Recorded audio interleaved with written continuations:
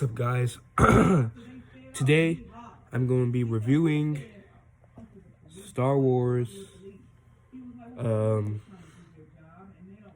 Rise of Skywalker. Now, the reason it's a good movie,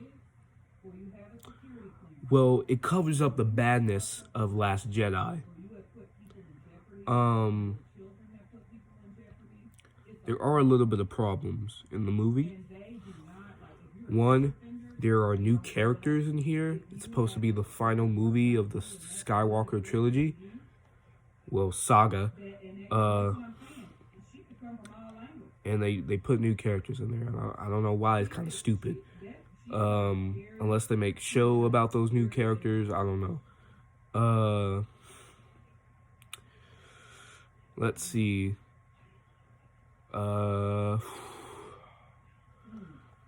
Man, just some stupid stuff like hold on. Like Leia dying. And that was just real dumb.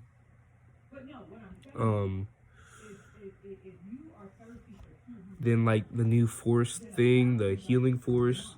Like, sure, we see the Mando before, Mandalorian before this even came out. But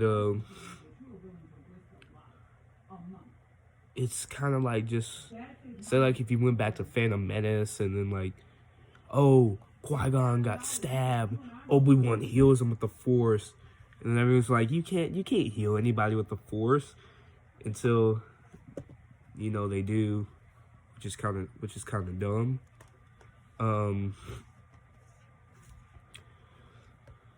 It's like, why? This just came out of nowhere. Like even the games, like a Star Wars Force Unleashed, it's supposed to make you feel like a powerful Jedi. That's why you have different Force abilities than most Force users. Like you have the Force Implode and all of those others. But like, it's just kind of dumb because Force healing never was in anything until like Mandalorian, and then in this movie. The acting was really good, in my opinion, for this one. Honestly, if I was forced to watch a Star Wars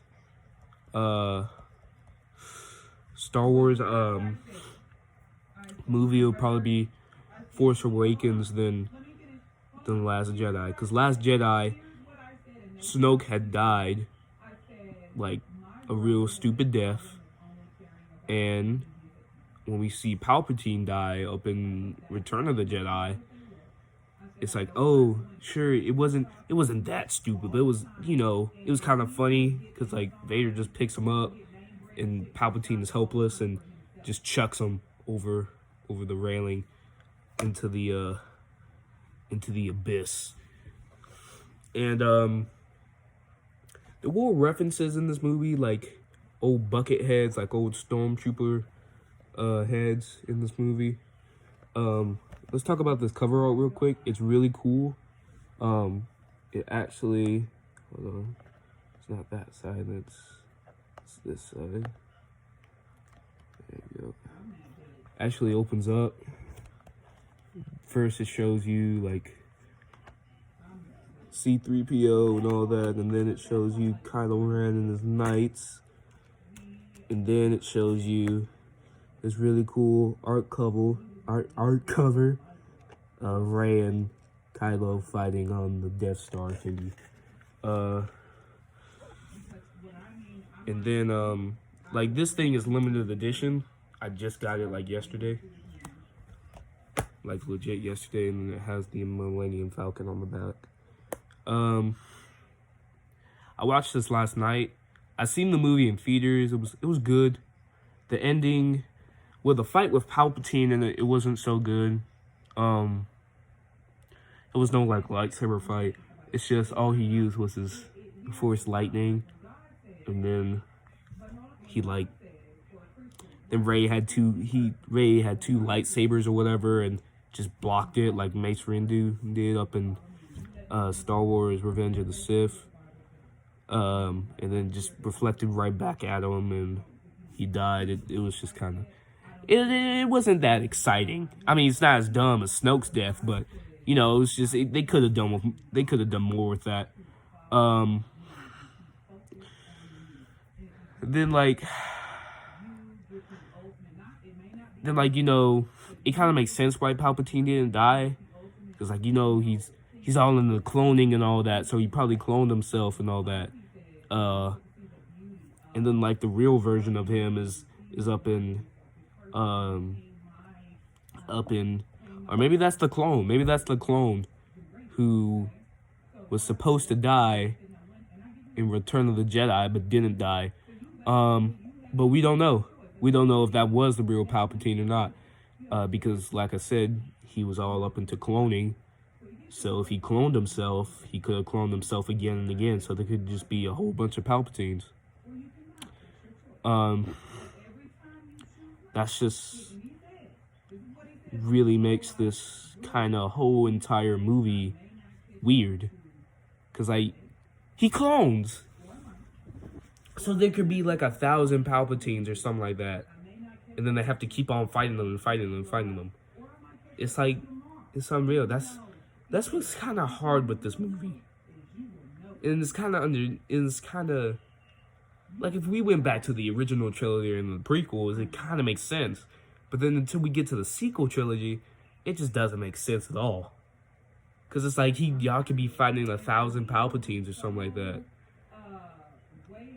And then, like, he cloned a whole bunch of Snokes, so y'all could be fighting a whole bunch of Snokes. It's just weird. I think that's why they ended it, because I didn't know what else to do with it. Because, now, here's the thing. This isn't the last Star Wars movie. This is the last Skywalker trilogy movie. I mean, saga movie. They're making more movies. But it's not going to be around Skywalker. It's going to be around other Jedi. It's actually going to be around the Old Republic and see what they did. And experience new Force abilities, like something about Force time travel or something like that. And then it's just weird. It's a good movie, but it just never really explained a lot. Like what else? Like the Sith Trooper. What are they supposed to do? Shoot a little better than the normal Trooper? Like, come on, bro. They're just painted red. Like, legit. Freaking clone can shoot better than that. And it's just weird because, like, a Han Solo shows up. Now, Ben said that he's just a memory, and, well, I believe that he is just a memory. Just to come see his son and tell him all of this, like, stuff he's doing, like how Kylo Ren is dead and Ben is still alive and all that. But it still doesn't make sense. But it kind of does, because they're on the Death Star and he fought in the Death Star. Well, he fought in the war. So it kind of makes sense why his memory is there. But it's still just weird. And they don't explain how the memory thing works, or Force visions, how they work, about becoming a Sith and all this other stuff. They don't explain it. Now, they do explain it by kind of saying, like, it's a vision of the future, which is like an alternate version of it if you don't succeed. What also didn't make sense is when Palpatine said to Rey, you strike me down, all the Sith spirits live in you, which is kind of dumb. Because, like, it's just, because, like, that's why when Luke faced him and all that, that's like saying that, oh, he could have done that, and all the Palpatine, like, all the Sith spirits live in him. It's just weird what they did with that. It's like, how can that be possible? And it's just a lot of they need to do a lot of explaining, because like Vader killed Palpatine, so what? All the Sith Lords live in him before he died, or what? Like, even if you do strike him down, like, I don't think really anything's gonna happen to you. And what about Rey? Like, she didn't strike him down, but she still killed him. So all the Sith spirits live in her now? They don't explain. They don't explain it. It's stupid. You have to explain what is happening in the movie for it to make sense. Not put all these new characters, new force abilities, not explain how it happens, or force energy, life force, and all that. You need to explain. Do a mini series or anything to explain it, please. I mean, it's just dumb. But anyway, that's the end of the video. I do recommend watching this, but again, you're just gonna be as confused as I am, and hopefully in the comment section y'all can answer some of this, because it's just really hard to like know or how it works.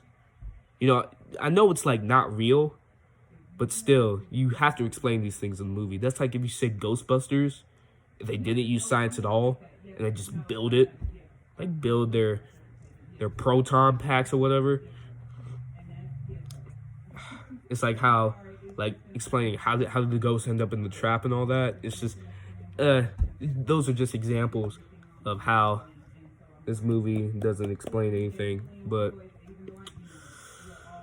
hopefully y'all can explain it. So yeah, stay Puerto Rican. Hope y'all have a nice quarantine.